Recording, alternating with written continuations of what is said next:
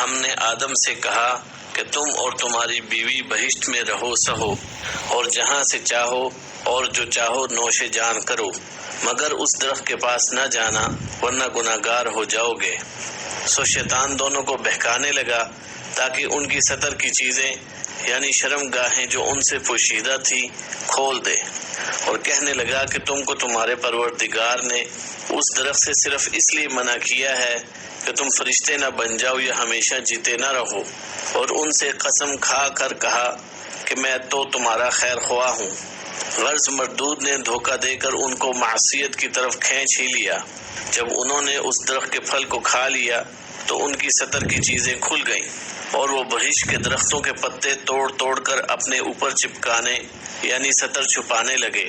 تب ان کے پروردگار نے ان کو پکارا کہ کیا میں نے تم کو اس درخت کے پاس جانے سے منع نہیں کیا تھا اور جتا نہیں دیا تھا کہ شیطان تمہارا کھلم کھلا دشمن ہے؟ دونوں عرض کرنے لگے کہ پروردگار ہم نے اپنی جانوں پر ظلم کیا، اور اگر تو ہمیں نہیں بخشے گا اور ہم پر رحم نہیں کرے گا تو ہم تباہ ہو جائیں گے۔ اللہ نے فرمایا تم سب بہشت سے اتر جاؤ، اب سے تم ایک دوسرے کے دشمن ہو اور تمہارے لیے ایک وقت خاص تک زمین پر ٹھکانہ ہے اور زندگی کا سامان کر دیا گیا ہے، یعنی فرمایا کہ اس میں تمہارا جینا ہوگا اور اسی میں مرنا اور اسی میں سے قیامت کو زندہ کر کے نکالے جاؤ گے۔ سورہ اعراف آیت نمبر 19 تا 25۔ مزید ارشاد باری تعالی ہے، ترجمہ: اور ہم نے کہا کہ اے آدم تم اور تمہاری بیوی بہشت میں رہو اور جہاں سے چاہو بے روک ٹوک کھاؤ پیو، لیکن اس درخت کے پاس نہ جانا ورنہ تم ظالموں میں داخل ہو جاؤ گے۔ جنت میں جس درخت کے قریب جانے سے روکا گیا تھا اس کے متعلق اللہ تعالیٰ نے فرمایا وَلَا تَقْرَبَا هَٰذِهِ الشَّجَرَةَ، اس درخت کے پاس نہ جانا۔ یہ درخت کون سا تھا اس کے بارے میں مفسرین کی مختلف آراء ہیں۔ بعض علماء کے نزدیک وہ انگور کی بیل تھی، یہود کی رائے میں وہ گندم تھی۔ وہب بن منبہ رحمہ اللہ نے فرمایا اس کا دانہ مکھن سے نرم اور شہد سے زیادہ میٹھا تھا۔ ابو مالک رحمہ اللہ نے فرمایا وہ کھجور کا درخت تھا۔ مجاہد رحمہ اللہ کی رائے ہے کہ وہ انجیر کا درخت تھا۔ ابو العالیہ رحمہ اللہ نے فرمایا یہ کوئی ایسا درخت تھا کہ اس کو کھانے سے قضائے حاجت کی ضرورت پیش آتی تھی اور جنت کی زمین میں قضائے حاجت مناسب نہیں۔ یہ اختلاف معمولی ہے، اللہ تعالیٰ نے اس درخت کا تعین نہیں فرمایا۔ اگر اس کے تعین میں کوئی حکمت ہوتی تو اللہ تعالیٰ متعین طور پر بیان فرما دیتا، لہذا اس میں رائے زنی سے اجتناب بہتر ہے۔ اس مسئلے میں بھی اختلاف ہے کہ آدم علیہ السلام کو جس جنت میں ٹھہرایا گیا تھا کیا وہ آسمان والی جنت ہے یا زمین میں کوئی باغ تھا؟ اکثر علماء کی رائے یہ ہے کہ یہ جنت آسمان میں ہے اور اس کا نام جنت المأوى یا جنت الخلد ہے۔ قرآن مجید کی آیات اور احادیث نبویہ کے الفاظ کا ظاہری مفہوم اس کی تائید کرتا ہے، جیسے ارشاد ہے وَقُلْنَا يَا آدَمُ اسْكُنْ أَنْتَ وَزَوْجُكَ الْجَنَّةَ، ہم نے کہا اے آدم تو اور تیری بیوی جنت میں رہو۔ البقرہ آیت نمبر 35۔ اس آیت میں الجنہ کا العموم کا معنی نہیں دیتا بلکہ عہد ذہنی یعنی مخاطب کو پہلے سے معلوم چیز کی طرف اشارے کے لیے ہے۔ اس صورت میں اس سے مراد وہی جنت ہو سکتی ہے جو شریعت نے بتائی ہے، یعنی جنت المأوى۔ جیسے آدم اور موسیٰ علیہ السلام کے درمیان بات چیت کے دوران میں موسیٰ علیہ السلام نے فرمایا آپ نے اپنے آپ کو اور ہم سب کو جنت سے کیوں نکلوا دیا؟ ایک دوسری حدیث میں رسول اللہ صلی اللہ علیہ وسلم نے فرمایا اللہ تعالیٰ لوگوں کو جمع فرمائے گا، جب جنت مومنوں کے قریب لائی جائے گی تو وہ اٹھ کھڑے ہوں گے، وہ آدم علیہ السلام کی خدمت میں حاضر ہو کر عرض کریں گے ابا جان ہمارے لیے جنت کا دروازہ کھلوا دیجئے۔ وہ فرمائیں گے تمہیں جنت سے تمہارے والد کی غلطی ہی نے نکلوایا تھا۔ اس حدیث میں بظاہر قوی دلیل موجود ہے کہ وہ جنت المأوى ہی تھی جس سے آدم علیہ السلام کو نکالا گیا، تاہم اس استدلال پر تنقید کی گنجائش موجود ہے۔ دوسرے علماء رحمہ اللہ علیہم فرماتے ہیں کہ جس جنت میں آدم علیہ السلام کو رکھا گیا تھا وہ جنت الخلد ہمیشہ کی زندگی والی جنت نہیں تھی، کیونکہ انہیں ایک درخت کا پھل کھانے سے منع کیا گیا تھا اور اس جنت میں سو گئے، اس سے نکالے گئے، اس جنت میں ان کے پاس ابلیس آیا۔ ان امور سے معلوم ہوتا ہے کہ وہ جنت المأویٰ نہیں تھی۔ اس قول کی تائید میں موجودہ تورات کے بیان کو بھی پیش کیا جاتا ہے۔ خلاصہ کلام یہ ہے کہ وہ جنت جس میں آدم و حوا علیہم السلام رہے، اس کے بارے میں دو آراء ہیں۔ ایک وہ جنت الخلد ہے، دو وہ کوئی اور جنت تھی جو اللہ تعالیٰ نے ان کے لیے تیار کی اور اس میں ان کی آزمائش ہوئی۔ وہ جنت الخلد نہیں، کیونکہ وہ دار الامتحان نہیں، دار الجزا ہے۔ دوسرے قول کے قائلین میں پھر اختلاف ہے۔ ایک قول یہ ہے کہ وہ جنت آسمان میں تھی کیونکہ اللہ تعالیٰ نے انہیں اس سے نیچے اتارا۔ دوسرا قول یہ ہے کہ وہ جنت زمین میں تھی کیونکہ اللہ تعالیٰ نے آزمائش کے طور پر انہیں ایک خاص درخت سے منع فرمایا تھا، دوسرے درختوں کے پھلوں سے نہیں، اور یہ واقعہ ابلیس کو سجدے کا حکم دیے جانے کے بعد کا ہے۔ واللہ اعلم۔ دوسرے قول والوں کی طرف سے ایک سوال اٹھایا گیا ہے جس کا جواب دینے کی ضرورت ہے۔ وہ کہتے ہیں یقینی بات ہے کہ جب ابلیس نے آدم علیہ السلام کو سجدہ کرنے سے انکار کیا تو اللہ تعالیٰ نے اسے جنت سے نکل جانے کا حکم دے دیا، اور یہ حکم قانونی حکم کی حیثیت نہیں رکھتا تھا جس کی تعمیل بھی ممکن ہے اور عدم تعمیل بھی، بلکہ یہ تنفیذی حکم تھا جس کی عدم تعمیل اور اس سے سرتابی ممکن نہیں۔ اس لیے فرمایا اخرج منہا مذءوما مدحورا، ترجمہ نکل جا یہاں سے ذلیل و خوار ہو کر، سورہ اعراف آیت نمبر 18۔ اور فرمایا فاہبط منہا فما یکون لک ان تتکبر فیہا، اس سے اتر جا، تجھے کوئی حق نہیں کہ اس میں رہ کر تکبر کرے، سورہ اعراف آیت نمبر 13۔ اور فرمایا فاخرج منہا فانک رجیم، سو اس سے نکل جا کیونکہ تو مردود ہے، سورہ زمر آیت نمبر 77۔ ان آیات میں منہا اس سے مراد جنت یا آسمان یا درجہ ہے، جو مطلب بھی لیا جائے، بہرحال وہ اس جگہ موجود نہیں رہ سکتا جس سے نکال دیا گیا اور دور کر دیا گیا ہے۔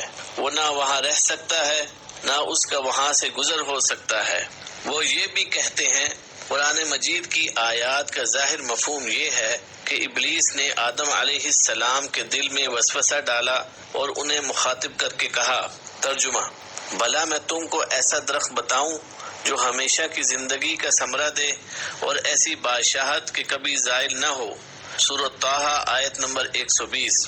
اور کہا، ترجمہ تم کو تمہارے پروردگار نے اس درخت سے صرف اس لیے منع کیا ہے کہ تم فرشتے نہ بن جاؤ یا ہمیشہ جیتے نہ رہو، اور ان سے قسم کھا کر کہا کہ میں تو تمہارا خیر خواہ ہوں۔ غرض مردود نے دھوکہ دے کر ان کو معصیت کی طرف کھینچ ہی لیا، سورہ اعراف آیت نمبر 20 تا 22۔ ان آیات سے معلوم ہوتا ہے کہ وہ ان کی جنت میں ان کے ساتھ موجود تھا۔ اس کا جواب یہ دیا گیا ہے کہ عین ممکن ہے وہ جنت میں سے گزرتے ہوئے ان سے ملا ہو، اس کے لیے ضروری نہیں کہ وہ بھی جنت میں ٹھہرا ہو، اور یہ بھی ہو سکتا ہے کہ اس نے جنت کے دروازے پر کھڑے ہو کر یا آسمان کے نیچے سے آدم و حوا کے دل میں یہ وسوسہ ڈالا ہو۔ واللہ اعلم۔ شیطان نے حضرت آدم علیہ السلام سے دشمنی کا عملی مظاہرہ کرتے ہوئے انہیں جنت سے نکلوا دیا، نہایت مکر سے انہیں گمراہ کیا اور اپنے رب کی نافرمانی پر آمادہ کیا، جس کی سزا میں آدم علیہ السلام کو جنت اور اس کی نعمتوں سے محروم اور دکھوں کی جگہ زمین میں آباد ہونا پڑا۔ اللہ تعالی نے فرمایا فَأَزَلَّهُمَ الشَّيْطَانُ عَنْهَا، شیطان نے انہیں اس سے بہکا دیا، یعنی جنت سے، فَأَخْرَجَهُمَا مِمَّا كَانَا فِيهِ، پھر انہیں اس سے نکال دیا جس میں وہ تھے، سورہ بقرہ آیت نمبر 36۔ یعنی نعمت، راحت اور سرور سے نکال کر محنت، مشقت اور مصیبت والی دنیا میں پہنچا دیا۔ وہ اس طرح کہ اس نے ان کے دلوں میں وسوسہ ڈالا اور اس کے اچھا ہونے کا احساس دلایا، جیسے کہ اللہ تعالیٰ کا ارشاد ہے، ترجمہ تو شیطان دونوں کو بہکانے لگا تاکہ ان کے سطر کی چیزیں جو ان سے پوشیدہ تھی کھول دے، اور کہنے لگا کہ تم کو تمہارے پروردگار نے اس درخت سے صرف اس لیے منع کیا ہے کہ تم فرشتے نہ بن جاؤ یا ہمیشہ جیتے نہ رہو، سورہ اعراف آیت نمبر 20۔ یعنی اس نے کہا اللہ تعالیٰ نے تمہیں اس سے صرف اس لیے منع کیا ہے کہ تم فرشتے نہ بن جاؤ یا ہمیشہ رہنے والے نہ بن جاؤ، یعنی اگر تم اسے کھا لو گے تو ایسے بن جاؤ گے، اور انہیں یقین دلانے کے لیے قسمیں کھائیں، جیسا کہ ارشاد باری تعالیٰ ہے وَقَاسَمَهُمَا إِنِّي لَكُمَا لَمِنَ النَّاصِحِينَ۔ ترجمہ، اس نے انہیں قسمیں کھا کر کہا میں یقیناً تمہارا خیر خواہ ہوں۔ سورہ اعراف آیت نمبر 21۔ ایک اور آیت میں ارشاد ہے، ترجمہ، تو شیطان نے اس کے دل میں وسوسہ ڈالا اور کہا کہ آدم بھلا میں تم کو ایسا درخت بتاؤں جو ہمیشہ کی زندگی کا ثمرہ دے اور ایسی بادشاہت کی کبھی زائل نہ ہو۔ سورۃ طٰہٰ آیت نمبر 120۔ یہ جو اس نے کہا میں آپ کو ایک ایسا درخت بتاؤں گا جس کو کھانے کے نتیجے میں آپ ان موجودہ نعمتوں میں ہمیشہ رہنے کے مستحق ہو جائیں گے اور آپ کو ایسی حکومت حاصل ہو جائے گی جو کبھی تباہ ہوگی نہ ختم ہوگی۔ یہ بات محض دھوکے، فریب اور جھوٹ پر مبنی تھی۔ ممکن ہے یہ وہی درخت ہو جس کا ذکر حضرت ابو ہریرہ رضی اللہ عنہ کی اس حدیث میں ہے۔ رسول اللہ صلی اللہ علیہ وسلم نے فرمایا جنت میں ایک درخت ہے جس کے سائے میں ایک سوار 100 سال تک چلتا رہے تو اسے طے نہ کر سکے، فرمان الہی ہے۔ ترجمہ، پس مردود نے دھوکہ دے کر ان کو معصیت کی طرف کھینچ ہی لیا۔ جب انہوں نے اس درخت کے پھل کو کھا لیا تو ان کے سطر کی چیزیں کھل گئیں اور وہ بہشت کے درختوں کے پتے توڑ توڑ کر اپنے اوپر چپکانے اور سطر چھپانے لگے۔ سورہ اعراف آیت نمبر 22۔ اسی کی بابت مزید فرمایا، ترجمہ، سو دونوں نے اس درخت کا پھل کھا لیا تو ان پر ان کی شرمگاہیں ظاہر ہو گئیں اور وہ اپنے بدنوں پر بہشت کے پتے چپکانے لگے۔ سورۃ طٰہٰ آیت نمبر 121۔ اس ممنوع درخت کا پھل آدم علیہ السلام سے پہلے حوا علیہ السلام نے کھایا اور انہیں بھی اس کے کھانے کی ترغیب دی، واللہ اعلم۔ ممکن ہے صحیح بخاری کی اس حدیث میں اسی طرف اشارہ ہو۔ نبی صلی اللہ علیہ وسلم نے فرمایا اگر بنی اسرائیل نہ ہوتے تو گوشت کبھی خراب نہ ہوتا، اگر حوا نہ ہوتی تو کوئی عورت اپنے خاوند کی خیانت نہ کرتی۔ اہل کتاب کے پاس موجود تورات میں ہے کہ جس نے حضرت حوا علیہ السلام کو اس درخت کا پھل کھانے کی ترغیب دی وہ سانپ تھا۔ وہ بہت خوبصورت اور بہت بڑا تھا۔ حوا علیہ السلام نے سانپ کے کہنے پر پھل کھا لیا اور آدم علیہ السلام کو بھی کھلایا۔ اس میں شیطان کا ذکر نہیں۔ اس وقت ان کی آنکھیں کھل گئیں اور انہیں معلوم ہو گیا کہ وہ ننگے ہیں، چنانچہ انہوں نے انجیر کے پتے جوڑ کر تہبند بنائے۔ اس میں یہ بیان ہے کہ وہ دونوں بے لباس تھے۔ وہب بن منبہ رحمہ اللہ نے بھی ایسے ہی فرمایا ہے کہ ان کا لباس نور تھا جس نے پردے کے اعضاء کو چھپایا ہوا تھا۔ موجودہ تورات میں ذکر کردہ یہ بات غلط ہے، جس میں تحریف ہوئی ہے اور ترجمہ کرنے میں بھی غلطی ہوئی ہے۔ کسی کلام کو ایک زبان سے دوسری زبان میں منتقل کرنا ہر ایک کے لیے ممکن نہیں ہوتا، خصوصاً جو شخص دوسری زبان سے اچھی طرح واقف نہ ہو اور اپنی زبان میں لکھی کتاب کو بھی مکمل طور پر نہ سمجھ سکتا ہو۔ اسی وجہ سے تورات کے ترجمے میں بہت سی لفظی اور معنوی غلطیاں واقع ہو گئی ہیں۔ قرآن عظیم نے واضح کیا ہے کہ ان کے جسم پر لباس موجود تھا۔ ارشاد ربانی ہے، ترجمہ، اور ان سے ان کے کپڑے اتروا دیے تاکہ ان کے سطر ان کو کھول کر دکھا دے۔ سورہ اعراف آیت نمبر 27۔ اسی لیے یہی بات صحیح ہے۔ حضرت ابن عباس رضی اللہ عنہما کہتے ہیں، ترجمہ، وہ بہشت کے درختوں کے پتے توڑ توڑ کر اپنے اوپر چپکانے اور سطر چھپانے لگے، یعنی انجیر کے پتوں سے۔ یہ معنی اہل کتاب سے ماخوذ ہے، جبکہ آیات قرآنی میں یہ تخصیص نہیں۔ ارشاد باری تعالی ہے، ترجمہ، اور ہم نے پہلے آدم سے عہد لیا تھا مگر وہ اسے بھول گئے اور ہم نے ان میں صبر و ثبات نہ دیکھا۔ اور جب ہم نے فرشتوں سے کہا کہ آدم کے آگے سجدہ کرو تو سب سجدے میں گر پڑے مگر ابلیس نے انکار کیا۔ ہم نے فرمایا کہ آدم، یہ تمہارا اور تمہاری بیوی کا دشمن ہے، تو یہ کہیں تم دونوں کو بہشت سے نہ نکلوا دے، پھر تم تکلیف میں پڑ جاؤ۔ یہاں تم کو یہ آسائش ہوگی کہ نہ بھوکے رہو نہ ننگے، اور یہ کہ نہ پیاسے رہو اور نہ دھوپ کھاؤ۔ تو شیطان نے ان کے دل میں وسوسہ ڈالا اور کہا کہ آدم، بھلا میں تم کو ایسا درخت بتاؤں جو ہمیشہ کی زندگی کا ثمرہ دے اور ایسی بادشاہت کہ کبھی زائل نہ ہو۔ سو دونوں نے اس درخت کا پھل کھا لیا تو ان پر ان کی شرمگاہیں ظاہر ہو گئیں اور وہ اپنے بدنوں پر بہشت کے پتے چپکانے لگے، اور آدم نے اپنے پروردگار کے حکم کے خلاف کیا تو وہ اپنے مطلوب سے بے راہ ہو گئے۔ پھر ان کے پروردگار نے ان کو نوازا تو ان پر مہربانی سے توجہ فرمائی اور سیدھی راہ بتائی۔ فرمایا کہ تم دونوں یہاں سے اکٹھے نیچے اتر جاؤ، تم میں سے بعض کے دشمن ہوں گے۔ پھر اگر میری طرف سے تمہارے پاس ہدایت آئے تو جو شخص میری ہدایت کی پیروی کرے گا وہ نہ گمراہ ہوگا اور نہ تکلیف میں پڑے گا، اور جو میری نصیحت سے منہ پھیرے گا اس کی زندگی تنگ ہو جائے گی اور قیامت کو ہم اسے اندھا کر کے اٹھائیں گے۔ وہ کہے گا کہ میرے پروردگار، تو نے مجھے اندھا کر کے کیوں اٹھایا؟ میں تو دیکھتا بالتا تھا۔ اللہ فرمائے گا کہ ایسا ہی چاہیے تھا، تیرے پاس ہماری آیتیں آئیں تو نے ان کو بھلا دیا، اسی طرح آج تجھے بلا دیا جائے گا۔ سورۃ طٰہٰ آیت نمبر 115 تا 126۔ دوسرے مقام پر یوں فرمایا، ترجمہ: تم سب بہشت سے اتر جاؤ، اب سے تم ایک دوسرے کے دشمن ہو اور تمہارے لیے ایک وقت خاص تک زمین پر ٹھکانہ اور زندگی کا سامان کر دیا گیا ہے۔ سورہ اعراف آیت نمبر 24۔ یہ ارشاد آدم و حوا اور ابلیس کو مخاطب کر کے فرمایا گیا۔ ایک قول کے مطابق سانپ بھی اس میں شامل تھا۔ انہیں حکم دیا گیا کہ جنت سے نکل جائیں، جبکہ وہ ایک دوسرے کے دشمن اور مخالف رہیں گے۔ اس واقعے میں سانپ کے ذکر کی تائید میں وہ حدیث پیش کی جا سکتی ہے کہ رسول اللہ صلی اللہ علیہ وسلم نے فرمایا، جب سے ان سانپوں سے ہماری جنگ شروع ہوئی ہے ہم نے ان سے کبھی صلح نہیں کی، اور جس نے ڈر کی وجہ سے کوئی سانپ چھوڑ دیا وہ ہم میں سے نہیں۔ سورۃ طٰہٰ میں انہی کی بابت فرمایا، ترجمہ: تم دونوں یہاں سے اکٹھے نیچے اتر جاؤ، تم میں سے بعض کے دشمن ہوں گے۔ سورۃ طٰہٰ آیت نمبر 123۔ دونوں سے مراد آدم علیہ السلام اور ابلیس ہے۔ حوا علیہ السلام آدم علیہ السلام کے تابع ہو کر اور سانپ شیطان کے تابع ہو کر اس حکم کے مخاطب ہیں۔ علماء کرام کا اس مسئلے میں بھی اختلاف ہے کہ آدم علیہ السلام جنت میں کتنا عرصہ رہے۔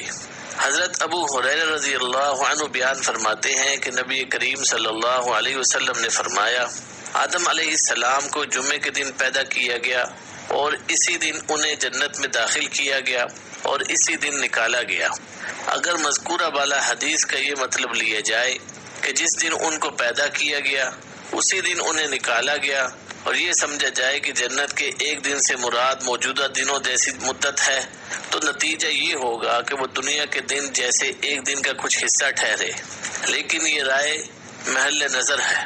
اگر یہ کہا جائے کہ ان کی تخلیق اور دن ہوئی اور جنت سے کسی اور دن نکلے، یا یہ کہا جائے کہ دن سے مراد 6000 سال کی مدت ہے، جیسے ابن عباس رضی اللہ عنہما، مجاہد اور ضحاک رحمہم اللہ سے مروی ہے، اور ابن جریر رحمہ اللہ نے اسی کو ترجیح دی ہے، تو اس کا نتیجہ یہ ہوگا کہ وہ جنت میں طویل عرصہ ٹھہرے۔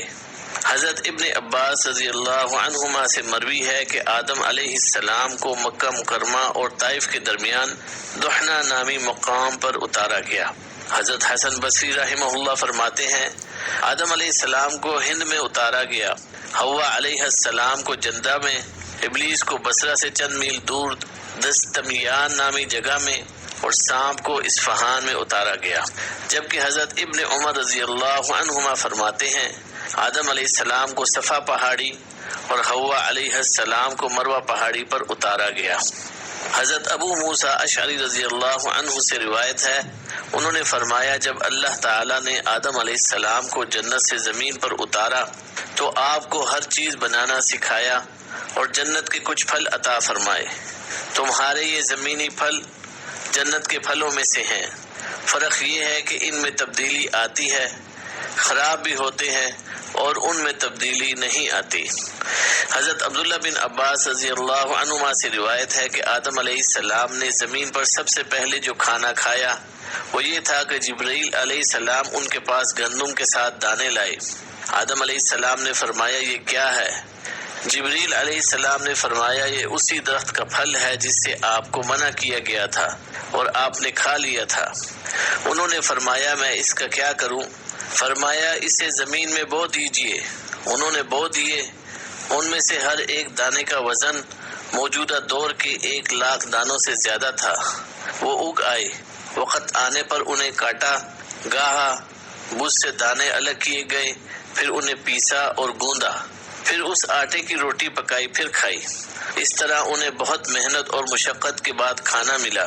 اس آیت مبارکہ میں اسی طرف اشارہ ہے۔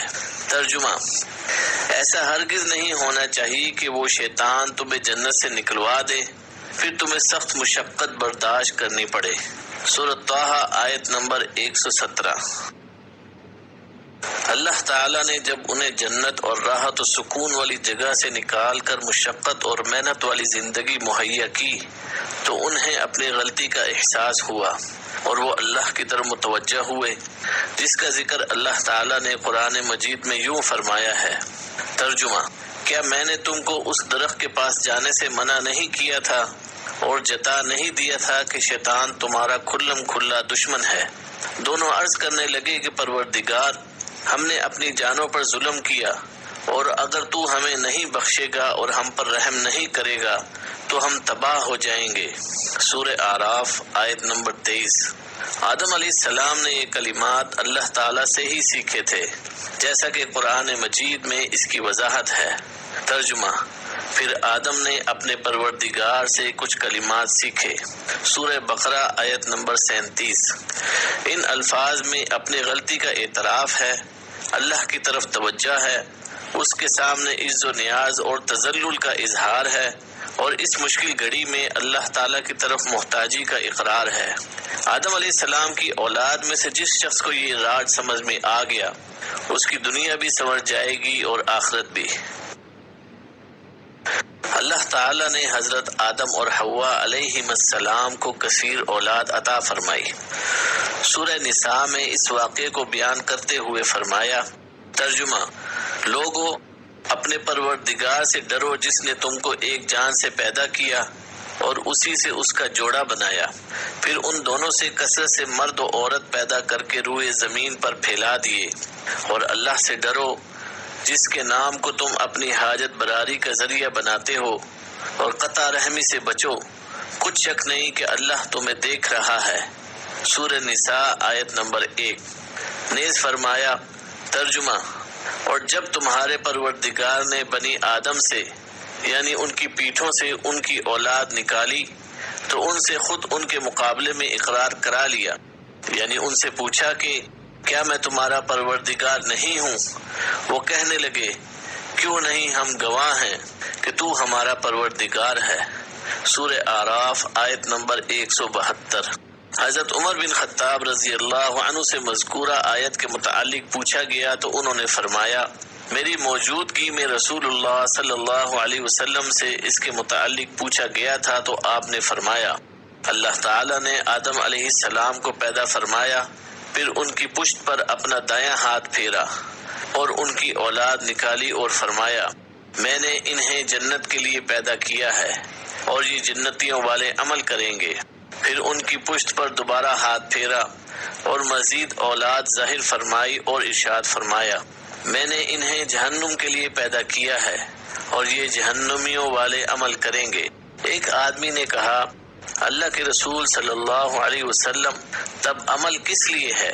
اللہ کے رسول صلی اللہ علیہ وسلم نے فرمایا، جب اللہ تعالیٰ کسی بندے کو جنت کے لیے پیدا فرماتا ہے تو اسے جنتیوں والے عمل کی توفیق دیتا ہے، اور وہ شخص ان کی وجہ سے جنت میں داخل ہو جاتا ہے، اور اللہ تعالیٰ جب کسی بندے کو جہنم کے لیے پیدا کرتا ہے تو اسے جہنمیوں والے اعمال میں مشغول کر دیتا ہے، اور وہ شخص ان کی وجہ سے جہنم میں داخل ہو جاتا ہے۔ جمہور علماء یہ رائے رکھتے ہیں کہ آدم علیہ السلام کی اولاد سے وعدہ لیا گیا تھا۔ انہوں نے اس حدیث سے بھی استدلال کیا ہے جو حضرت انس رضی اللہ عنہ سے مروی ہے کہ نبی صلی اللہ علیہ وسلم نے فرمایا، قیامت کے دن ایک جہنمی سے کہا جائے گا کہ اگر تیری پاس پوری دنیا کا مال و دولت ہو تو کیا تو فدیے کے طور پر وہ سب دے دے گا؟ وہ کہے گا ہاں۔ اللہ فرمائے گا کہ میں نے تجھے اس سے آسان چیز کا مطالبہ کیا تھا جب تو آدم علیہ السلام کی پشت میں تھا۔ اس وقت میں نے تجھ سے ایک وعدہ لیا تھا کہ تو میرے ساتھ شرک نہیں کرے گا، لیکن تو نے پھر بھی شرک کرنے پر ہی اصرار کیا۔ مذکورہ بالا آیت کی تفسیر کرتے ہوئے حضرت ابی بن کعب رضی اللہ عنہ نے فرمایا، اللہ تعالیٰ نے اس دن ان سب کو جمع کیا جو آدم علیہ السلام کی پشت سے قیامت تک پیدا ہونے والے تھے۔ ان کو پیدا کر کے اور ان کی صورتیں بنا کر انہیں بولنے کی طاقت دی۔ وہ بولنے لگے تو ان سے عہد و پیمان لیا اور انہیں خود ان پر گواہ ٹھہرایا۔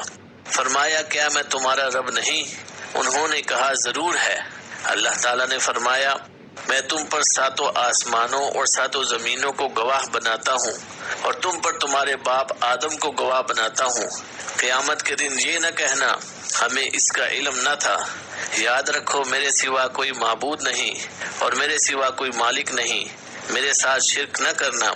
میں تمہارے پاس رسول بھیجوں گا جو تمہیں میرا عہد و پیما یاد دلا کر تمہیں اس کی خلاف ورزی کی سزا سے ڈرائیں گے، اور میں تم پر اپنی کتاب نازل کروں گا۔ انہوں نے کہا، ہم گواہی دیتے ہیں کہ تو ہمارا رب اور ہمارا معبود ہے، تیرے سوا ہمارا کوئی رب یا معبود نہیں۔ چنانچہ اس دن انہوں نے تعمیل احکام کا اقرار کیا۔ اللہ نے ان کے باپ آدم علیہ السلام کو بلند کیا۔ اس نے ان سب کو دیکھا تو ان میں امیر، غریب، خوبصورت اور بدصورت افراد نظر آئے۔ انہوں نے عرض کی، یا رب، کاش تو ان سب کو برابر کر دیتا۔ اللہ تعالیٰ نے فرمایا، میں چاہتا ہوں کہ میرا شکر کیا جائے۔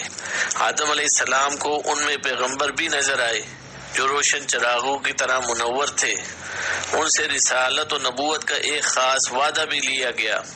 اسی دوسرے میثاق کے بارے میں اللہ تعالیٰ نے فرمایا، ترجمہ، اور جب ہم نے پیغمبروں سے عہد لیا اور تم سے اور نوح اور ابراہیم اور موسیٰ اور مریم کے بیٹے عیسیٰ سے، اور عہد بھی ان سے پکا لیا۔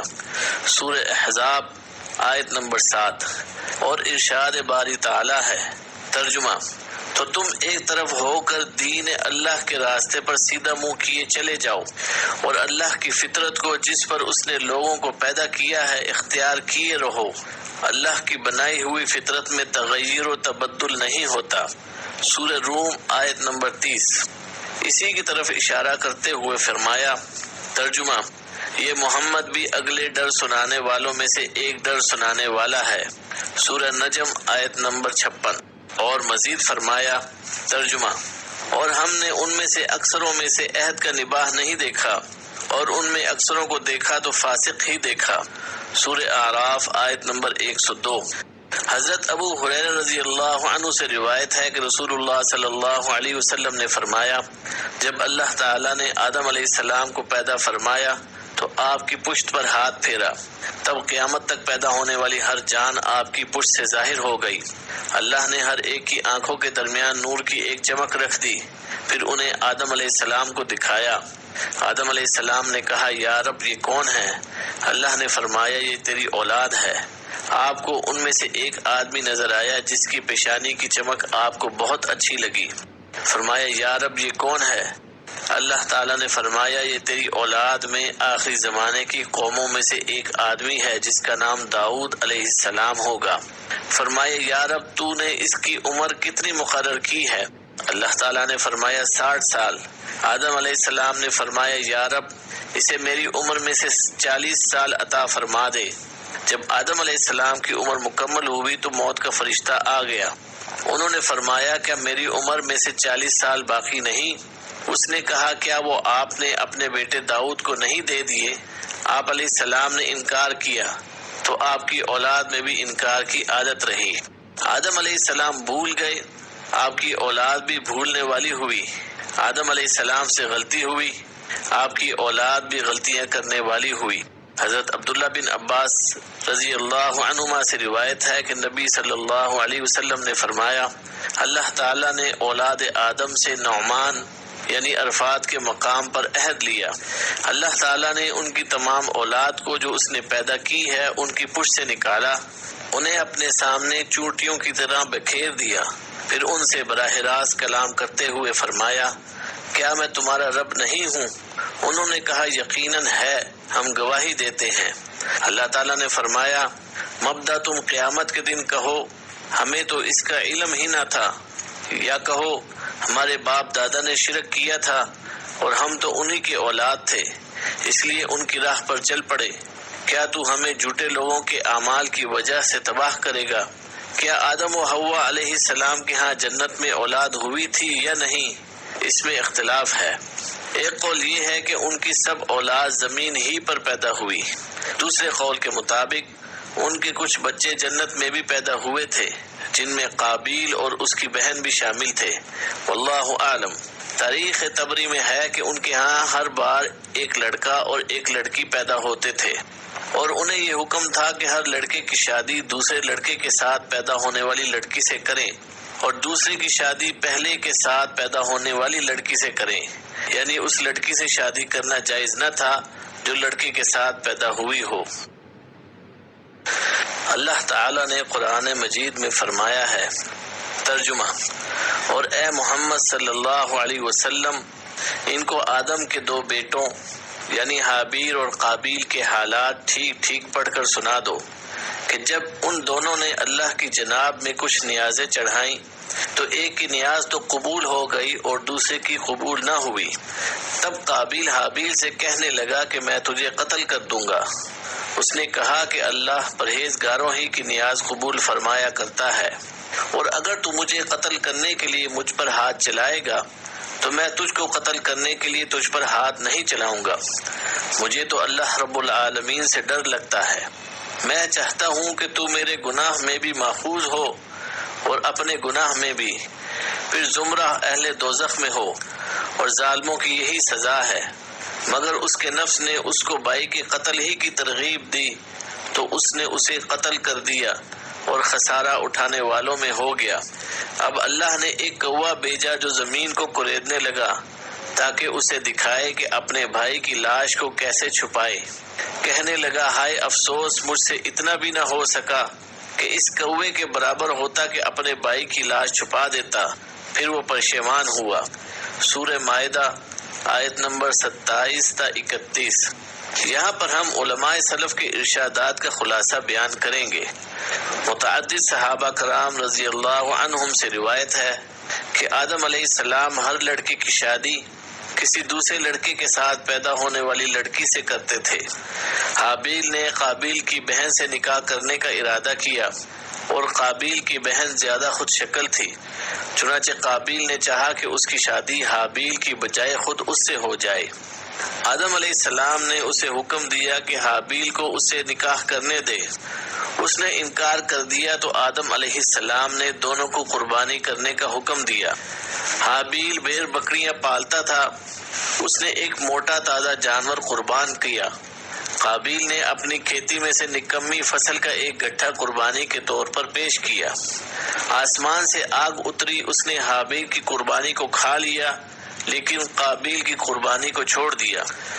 اسے غصہ آ گیا، اس نے کہا میں ضرور تجھے قتل کر دوں گا تاکہ تو میری بہن سے شادی نہ کر سکے۔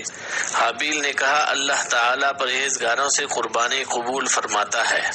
ابو جعفر رحمہ اللہ نے فرمایا کہ جب وہ دونوں قربانی دے رہے تھے تو آدم علیہ السلام بھی موجود تھے۔ انہوں نے دیکھا کہ حابیل کی قربانی قبول ہو گئی ہے، قابیل کی نہیں ہوئی۔ تب قابیل نے آدم علیہ السلام سے کہا اس کی قربانی اس لیے قبول ہوئی ہے کہ آپ نے اس کے حق میں دعا کی تھی اور آپ نے میرے حق میں دعا نہیں کی۔ اس کے بعد اس نے تنہائی میں حابیل کو دھمکی دی۔ ایک رات حابیل کو جانور چراتے ہوئے واپس آنے میں دیر ہو گئی۔ آدم علیہ السلام نے اس کے بھائی قابیل کو بھیجا کہ معلوم کرے اسے کیوں دیر ہوئی ہے۔ وہ گیا تو اسے حابیل مل گیا۔ اس نے کہا تیری قربانی قبول ہو گئی ہے، میری نہیں۔ اس نے کہا اللہ تعالیٰ اہل تقوی سے قربانی قبول فرماتا ہے۔ اس پر قابیل کو غصہ آ گیا۔ اس کے پاس لوہے کی کوئی چیز تھی، اس نے وہ مار کر حابیل کو قتل کر دیا۔ بعض علماء نے فرمایا حابیل سو رہا تھا، قابیل نے ایک بڑا پتھر اس کے سر پر مار کر اس کا سر کچل دیا۔ بعض علماء فرماتے ہیں بلکہ اس نے زور سے اس کا گلا گھونٹا اور درندوں کی طرح اسے دانتوں سے کاٹا جس سے وہ فوت ہو گیا۔ واللہ عالم۔ اللہ تعالیٰ نے فرمایا کہ جب قابیل نے حابیل کو قتل کی دھمکی دی تو حابیل نے کہا، ترجمہ: اگر تو قتل کرنے کے لیے مجھ پر ہاتھ چلائے گا تو میں تجھ کو قتل کرنے کے لیے تجھ پر ہاتھ نہیں چلاؤں گا، مجھے تو اللہ رب العالمین سے ڈر لگتا ہے۔ سورہ مائدہ آیت نمبر 28۔ اس سے اس کے اچھے اخلاق، خدا خوفی اور خشیت الہی کا اظہار ہوتا ہے، اور اس سے اس کا تقوی بھی ظاہر ہوتا ہے کہ بھائی نے جو زیادتی کرنے کا ارادہ کیا تھا اس نے بدلے میں ویسی برائی کرنے سے پرہیز کیا۔ اسی لیے رسول اللہ صلی اللہ علیہ وسلم نے فرمایا، جب دو مسلمان تلواریں لے کر لڑنے کے لیے ایک دوسرے کے سامنے آتے ہیں پھر جنگ کرتے ہیں تو قاتل اور مقتول دونوں جہنمی ہوتے ہیں۔ صحابہ رضی اللہ عنہم نے عرض کی، اللہ کے رسول صلی اللہ علیہ وسلم، یہ تو قاتل ہے اس لیے سزا کا مستحق ہے، مقتول کا کیا معاملہ ہے کہ اس مظلوم کو بھی سزا ملی؟ آپ صلی اللہ علیہ وسلم نے فرمایا، اس کی بھی شدید خواہش تھی کہ اپنے ساتھی کو قتل کر دے۔ حابیل نے مزید کہا، ترجمہ: میں چاہتا ہوں کہ تو میرے گناہ میں بھی ماخوذ ہو اور اپنے گناہ میں بھی، پھر زمرہ اہل دوزخ میں ہو اور ظالموں کی یہی سزا ہے۔ یعنی میں تجھ سے لڑائی نہیں کرنا چاہتا، حالانکہ میں تجھ سے زیادہ قوی اور مضبوط ہوں، باوجود یہ کہ تو نے ایک غلط کام کا پختہ ارادہ کر لیا ہے۔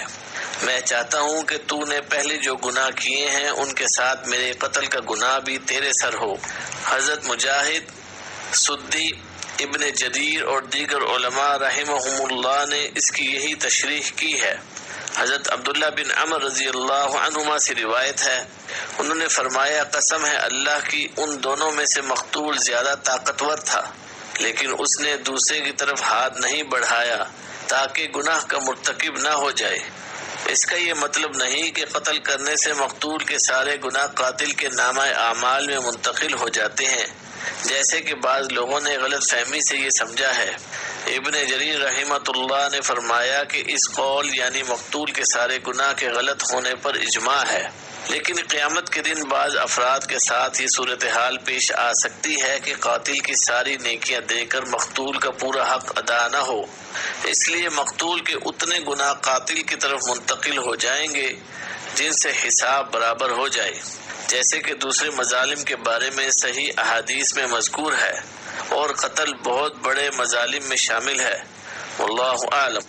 حضرت عثمان رضی اللہ عنہ کے خلاف بغاوت کی گئی تو اس فتنے کے ایام میں حضرت سعد بن ابی وقاص رضی اللہ عنہ نے فرمایا تھا، میں گواہی دیتا ہوں کہ رسول اللہ صلی اللہ علیہ وسلم نے فرمایا ہے، ایک فتنہ برپا ہوگا، اس کے دوران میں بیٹھنے والا کھڑے ہونے والے سے بہتر ہوگا، کھڑا ہونے والا چلنے والے سے بہتر ہوگا، اور چلنے والا دوڑنے والے سے بہتر ہوگا۔ حضرت سعد رضی اللہ عنہ نے فرمایا، اللہ کے رسول صلی اللہ علیہ وسلم یہ فرمائیے کہ اگر کوئی مجھے قتل کرنے کے لیے میرے گھر میں گھس آئے تو کیا کروں؟ نبی صلی اللہ علیہ وسلم نے فرمایا، آدم کے بیٹے حابیل کی طرح بن جانا۔ یہی حدیث حضرت حذیفہ بن یمان رضی اللہ عنہ سے بھی مروی ہے، اس میں یہ الفاظ ہیں، آدم علیہ السلام کے بہتر بیٹے کی طرح بن جانا۔ سنن اربع میں یہ حدیث حضرت ابو ذر رضی اللہ عنہ کی روایت سے موجود ہے۔ حضرت عبداللہ بن مسعود رضی اللہ عنہ سے مروی ہے کہ رسول اللہ صلی اللہ علیہ وسلم نے فرمایا، جو انسان بھی ظلماً قتل ہوتا ہے اس کے قتل کے گناہ کا ایک حصہ آدم علیہ السلام کے پہلے بیٹے کو بھی ملتا ہے، کیونکہ وہ پہلا شخص ہے جس نے قتل کا طریقہ شروع کیا۔ حضرت مجاہد رحمہ اللہ فرماتے ہیں، جس دن قابیل نے اپنے بھائی کو قتل کیا اسی دن اسے سزا مل گئی، چنانچہ اس کی پنڈلی اس کی ران سے چپک گئی۔ اس کو یہ سزا بھی دی گئی کہ سورج جس طرف ہوتا قابیل کا چہرہ اسی طرف رہتا، اس طرح اسے دوسروں کے لیے عبرت بنا دیا گیا، اور اسے جلدی سزا مل گئی کیونکہ اس نے گناہ کا ارتکاب کیا تھا، سرکشی کی تھی اور اپنے سگے بھائی سے حسد کیا تھا۔ ایک حدیث میں ہے کہ رسول اللہ صلی اللہ علیہ وسلم نے فرمایا، ظلم اور قطع رحمی سے بڑھ کر کوئی گناہ اس لائق نہیں کہ اللہ تعالیٰ اس کی سزا دنیا میں دے اور آخرت کا عذاب بھی اس کے مرتکب کے لیے محفوظ رکھے۔ اہل کتاب کے پاس جو کتاب ہے اور جسے وہ تورات قرار دیتے ہیں، اس میں لکھا ہے کہ اللہ عز و جل نے اس کی سزا مؤخر کر کے اسے مہلت دی اور وہ عدن کے مشرق میں نود کے علاقے میں جا بسا۔ وہ اسے قنین کہتے ہیں۔ اس کا ایک بیٹا خنوخ ہوا اور خنوخ سے عندر سے محاویل، محاویل سے مستوشیل اور مستوشیل سے لامک پیدا ہوا۔ اس نے 2 عورتوں سے شادی کی، ایک کا نام عدا اور دوسری کا نام سلا تھا۔ عدا کے ہاں ایک بیٹا ابل پیدا ہوا۔ سب سے پہلے اس نے خیموں میں رہائش اختیار کی اور مال جمع کیا۔ اس کے ہاں نوبل بھی پیدا ہوا۔ اس نے سب سے پہلے بین اور بانسری بجائی۔ سلا کے ہاں ایک بیٹا پیدا ہوا، اس کا نام توبلقین تھا۔ سب سے پہلے اس نے تانبا اور لوہے کی چیزیں بنائی اور اس کے ہاں ایک بیٹی پیدا ہوئی جس کا نام نعمہ تھا۔ اس میں یہ بھی مذکور ہے کہ آدم علیہ السلام اپنی زوجہ محترمہ کے پاس گئے تو ان کے ہاں ایک بیٹا پیدا ہوا۔ حوا علیہ السلام نے اس کا نام شیس رکھا اور فرمایا، اللہ نے مجھے حابیل کا نعم البدل عطا فرما دیا ہے جسے قابیل نے قتل کر دیا تھا۔ شیس کا ایک بیٹا انوش تھا۔ اہل کتاب کہتے ہیں جب شیس کی ولادت ہوئی تو آدم علیہ السلام کی عمر 130 سال تھی۔ آپ اس کے بعد 800 سال زندہ رہے۔ جب شیس کے ہاں انوش کی ولادت ہوئی تو ان کی عمر 165 سال تھی۔ وہ اس کے بعد 807 سال زندہ رہے اور ان کے ہاں انوش کے علاوہ اور بیٹے اور بیٹیاں بھی ہوئیں۔ انوش کی عمر 90 سال تھی جب اس کا بیٹا قینان پیدا ہوا۔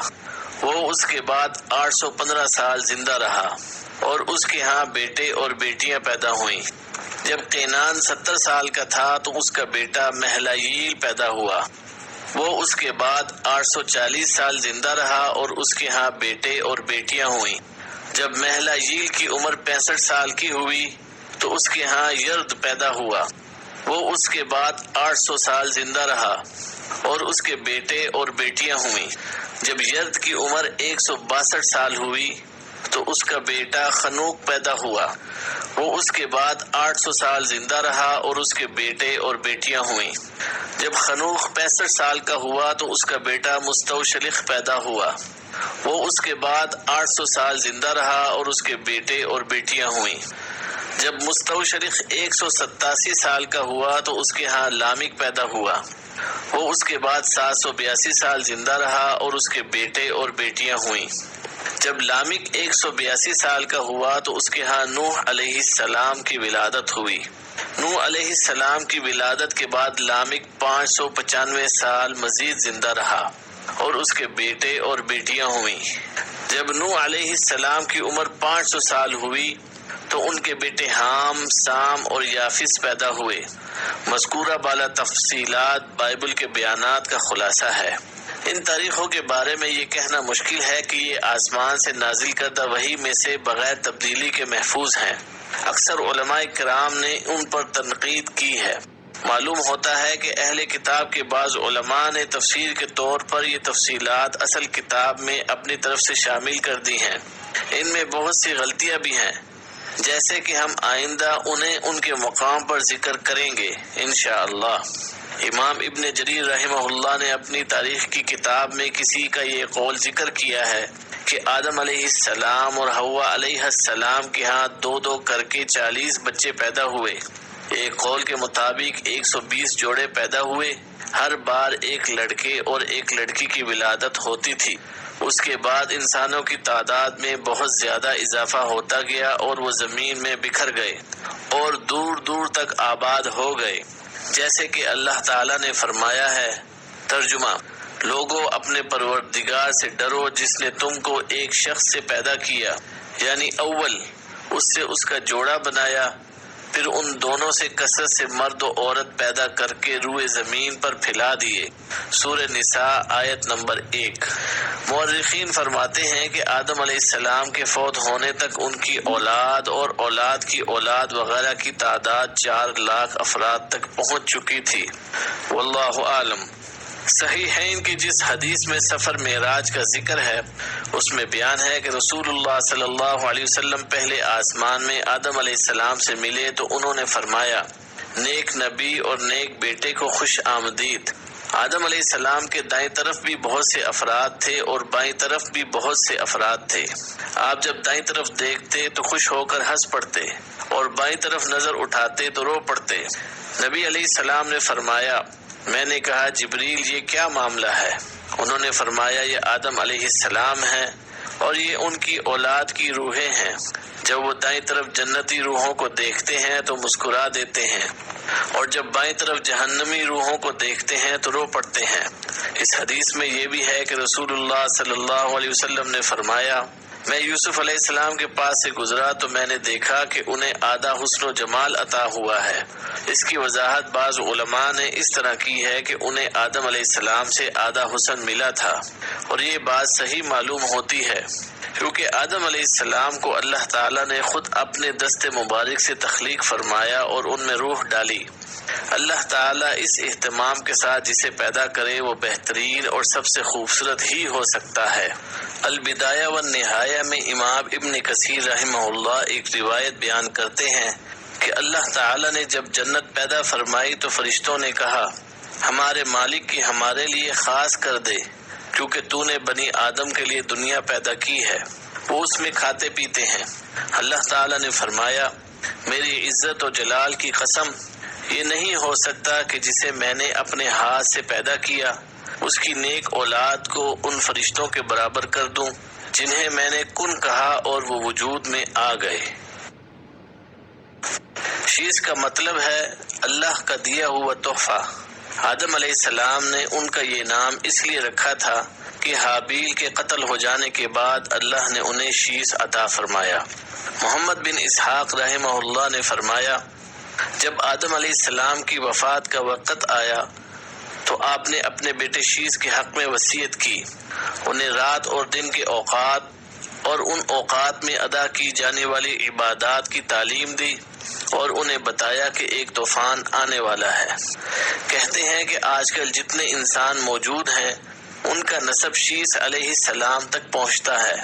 آدم علیہ السلام کے دوسرے بیٹوں کی اولاد ختم ہو چکی ہے، واللہ عالم۔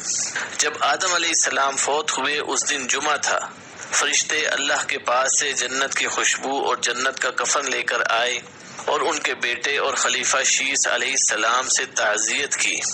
حضرت ابی بن کعب رضی اللہ عنہ سے روایت ہے، انہوں نے فرمایا جب آدم علیہ السلام کی وفات کا وقت قریب آیا انہوں نے اپنے بیٹوں سے فرمایا، بیٹو میرا جنت کے پھل کھانے کو جی چاہتا ہے۔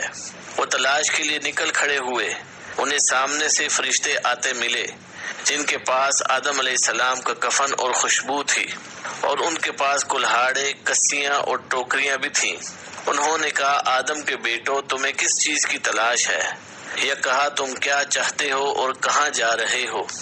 انہوں نے کہا ہمارے والد صاحب بیمار ہیں اور جنت کے میووں کی خواہش رکھتے ہیں۔ فرشتوں نے کہا واپس چلے جاؤ، تمہارے والد تو فوت ہونے والے ہیں۔ فرشتے جب آدم علیہ السلام کی روح قبض کرنے کے لیے آئے تو حوا علیہ السلام نے انہیں دیکھ کر پہچان لیا، وہ آدم علیہ السلام سے چمٹ گئیں۔ آدم علیہ السلام نے فرمایا مجھ سے الگ ہو جاؤ، پہلے بھی مجھے تمہارے ذریعے سے ہی مصیبت پہنچی تھی، مجھے میرے رب کے فرشتوں کے ساتھ رہنے دو۔ فرشتوں نے ان کی روح قبض کی، غسل دیا، کفن پہنایا، خوشبو لگائی، آپ کی قبر کھودی اور لحد تیار کی۔ پھر انہوں نے آدم علیہ السلام کی نماز جنازہ ادا کی، پھر انہیں قبر میں رکھ کر اوپر سے مٹی ڈال دی۔ پھر انہوں نے کہا آدم کے بیٹو تمہارے لیے یہی طریقہ ہے۔ حضرت آدم علیہ السلام کہاں دفن ہوئے اس میں اختلاف ہے۔ مشہور ہے کہ انہیں ہندوستان کے پاس سری لنکا میں اس پہاڑ کے قریب دفن کیا گیا جہاں انہیں جنت سے اتارا گیا تھا۔ ایک قول یہ ہے کہ مکہ مکرمہ میں جبل ابی قبیس پر دفن کیا گیا۔ یہ بھی کہتے ہیں کہ حضرت نوح علیہ السلام نے طوفان کے موقع پر ان کی اور حضرت حوا علیہ السلام کی میتوں کو ایک تابوت میں ڈال کر کشتی میں رکھ لیا تھا، پھر طوفان ختم ہونے کے بعد انہیں بیت المقدس میں دفن کر دیا۔ آپ کی عمر کے بارے میں بھی اختلاف ہے۔ حضرت ابن عباس اور ابو ہریرہ رضی اللہ عنہ کی روایت سے مرفوع حدیث ہے کہ لوح محفوظ میں ان کی عمر 1000 سال لکھی ہوئی تھی۔ اس کے مقابلے میں تورات کے اس بیان کو اختیار نہیں کیا جا سکتا کہ وہ 930 سال زندہ رہے، اہل کتاب کا یہ بیان ناقابل قبول ہے، کیونکہ یہ اس صحیح بیان کے خلاف ہے جو معصوم نبی صلی اللہ علیہ وسلم سے ہم تک قابل اعتماد طریقے سے پہنچا ہے۔ ویسے ان کے قول اور حدیث میں مطابقت بھی پیدا کی جا سکتی ہے۔ تورات کا بیان اگر غلطی اور تبدیلی سے محفوظ رہ گیا ہو تو اس کا مطلب ہوگا کہ آدم علیہ السلام جنت سے زمین پر آنے کے بعد 930 شمسی سال زندہ رہے۔ قمری حساب سے یہ مدت 957 سال بنتی ہے۔ اس میں 43 سال کی وہ مدت شامل کر لی جائے جو انہوں نے زمین پر آنے سے پہلے جنت میں گزاری تھی تو کل مدت 1000 سال ہو جائے گی۔ حضرت آدم علیہ السلام کی وفات کے بعد ان کے بیٹے شیث علیہ السلام نے ان کے کام رشد و ہدایت اور تبلیغ کی ذمہ داری اٹھائی۔ جب ان کی وفات کا وقت آیا تو انہوں نے اپنے بیٹے انوش کے حق میں وصیت کی، چنانچہ انہوں نے یہ ذمہ داری اٹھائی۔ ان کے بعد ان کے بیٹے قنین نے، پھر اس کے بعد مہلائیل نے یہ منصب سنبھالا۔ ان کے بارے میں اہل فارس کا کہنا ہے کہ وہ 7 اقلیم کے بادشاہ تھے۔ سب سے پہلے انہوں نے درخت کاٹے، شہر بسائے اور بڑے بڑے قلعے تعمیر کیے۔ وہ کہتے ہیں کہ بابل اور سوس یعنی ایران کے شہر انہوں نے تعمیر کیے۔ انہوں نے ابلیس کے لشکروں کو شکست دے کر زمین کے دور دراز علاقوں اور پہاڑوں کی گھاٹیوں میں منتشر کر دیا۔ انہوں نے بہت سے سرکش جن اور بھوت قتل کیے۔ ان کا ایک بہت بڑا تاج تھا۔ وہ لوگوں سے خطاب فرماتے تھے۔ ان کی حکومت 40 سال قائم رہی۔ ان کی وفات کے بعد ان کے بیٹے یرد نے ان کا منصب سنبھالا۔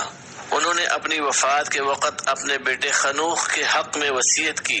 مشہور قول کے مطابق انہی کو ادریس علیہ السلام کہا جاتا ہے۔ انسان کو مختلف کیڑے مکوڑوں یا بندر کی ارتقائی شکل قرار دینے والے کم عقل مستشرقین اسلام کے چاند جیسے منور چہرے کو دھندلانے کی کوشش کرتے ہوئے کہتے ہیں، اسلام نے ابتدا ہی سے انسانی قدر و منزلت کا اعتراف نہیں کیا، جبکہ قرآن انسانی اصل کو حقیر و ذلیل گردانتا ہے۔ قرآن حکیم میں بیان کیے گئے حضرت آدم علیہ السلام کے قصے سے اس الزام کی زبردست تردید ہوتی ہے، کیونکہ اسلام نے بنی آدم کو جو اعلیٰ و عرفہ مقام دیا ہے وہ دوسرا کوئی بھی مذہب، دین یا فلسفہ اسے دینے سے قاصر ہے۔ قرآن مجید انسان کو اس کی اصل تخلیق مٹی اور نطفے کی طرف توجہ دلاتا ہے تاکہ وہ اپنی اصل کو یاد رکھے اور اپنی حدود سے تجاوز کر کے اپنے مالک اور رازق کا نافرمان اور ناشکرا نہ بنے، اس کی نعمتوں کا شکر گزار رہے اور غرور و تکبر میں مبتلا ہو کر کفر و سرکشی کا مرتکب نہ ہو۔ اللہ تعالیٰ نے پہلے آدم علیہ السلام کو اپنے مبارک ہاتھوں سے تخلیق فرمایا، اپنی روح ان میں پھونکی، پھر انہیں تمام علوم و معارف عطا کر کے فرشتوں پر ان کی برتری کا اظہار فرمایا اور آخر میں فرشتوں سے انہیں سجدہ کروا کے ان کے فضل و شرف پر مہر تصدیق ثبت کر دی۔ قرآن مجید کے مندرجہ ذیل ارشادات پر غور کرنے والے کو انسانی عز و شرف بخوبی معلوم ہو جاتا ہے۔ وعلم آدم الاسماء کلہا، ترجمہ، اور اللہ تعالیٰ نے آدم کو تمام نام سکھائے۔ سورہ بقرہ آیت نمبر 31۔ فَإِذَا سَوَّيْتُهُ وَنَفَخْتُ فِيهِ مِن رُوحِي فَقَعُوا لَهُ سَاجِدِينَ، ترجمہ، تو جب میں اسے پورا بنا چکوں اور اس میں اپنی روح پھونک دوں تو تم سب اس کے لیے سجدے میں گر پڑنا۔ سورہ ہجر آیت نمبر 29۔ آدم علیہ السلام کی اولاد کی عزت و تکریم کا تذکرہ کرتے ہوئے فرمایا، ترجمہ، یقیناً ہم نے اولاد آدم کو بڑی عزت دی اور انہیں خشکی اور تری کی سواریاں دی اور انہیں پاکیزہ روزیاں دی اور اپنی بہت سی مخلوق پر انہیں فضیلت عطا فرمائی۔ سورہ بنی اسرائیل آیت نمبر 70۔ اولاد آدم کی اس شرف میں تمام اولاد شامل ہے، خواہ وہ مسلمان ہو یا کافر، امیر ہو یا غریب، کالی ہو یا گوری، ترقی یافتہ ہو یا ترقی پذیر، مذکر ہو یا مؤنث۔ دور جدید کی خلائی تسخیر، سمندروں پر انسانی حکمرانی، ہواؤں پر تسلط، پہاڑوں کے سینے چاک کر کے معدنیات کا حصول، صحراؤں کی سیال دولت پر قبضہ، سمندر کی تہوں میں ضروریات انسانی تک رسائی اور جدید تہذیب و تمدن کے شاہکار نمونے نہ صرف عظمت انسانی، اس کی عزت و شرف اور دیگر مخلوقات پر اس کے غلبے اور سطوت کے گواہ ہیں، بلکہ مندرجہ بالا فرامین الہی کی سچائی کے منہ بولتے ثبوت بھی ہیں۔ آدم علیہ السلام کے اس عبرت انگیز قصے سے یہ حقیقت بالکل عیاں ہوتی ہے کہ غرور و تکبر کا سر ہمیشہ نیچے ہوتا ہے۔ ابلیس کا ایک مقام تھا، مگر جب وہ فرمان ربانی کے سامنے سر تسلیم خم کرنے سے انکار کرتا ہے اور تکبر و غرور کی مختلف حیلہ بازیاں کرتا ہے تو اس قبیح جرم کی پاداش میں ہمیشہ ہمیشہ کے لیے لعین و مردود قرار پاتا ہے۔ اللہ تعالیٰ کی رحمت سے محرومی اور اس کے دائمی عذاب کا حقدار بن جاتا ہے، کیونکہ کبر وہ صفت ہے جو پروردگار عالم کے سوا کسی کو زیبا نہیں۔ رسول اللہ صلی اللہ علیہ وسلم فرماتے ہیں، اللہ تعالیٰ فرماتا ہے، عزت میرا تہبند ہے اور کبریائی میری چادر ہے۔ جو شخص ان دو میں سے کسی کو مجھ سے چھینے گا میں اسے عذاب میں مبتلا کر دوں گا۔ صحیح مسلم البر والصلہ حدیث نمبر 2629۔ اس لیے اللہ تعالیٰ نے شیطان کے فخر و غرور کے اظہار پر اسے لعنتی قرار دیتے ہوئے اپنے مقدس دربار سے نکل جانے کا حکم دیا۔ ترجمہ فرمایا، یہاں سے نکل جا، تو مردود ہے اور تجھ پر قیامت کے دن تک لعنت برسے گی۔ سورہ ہجر آیت نمبر 34-35۔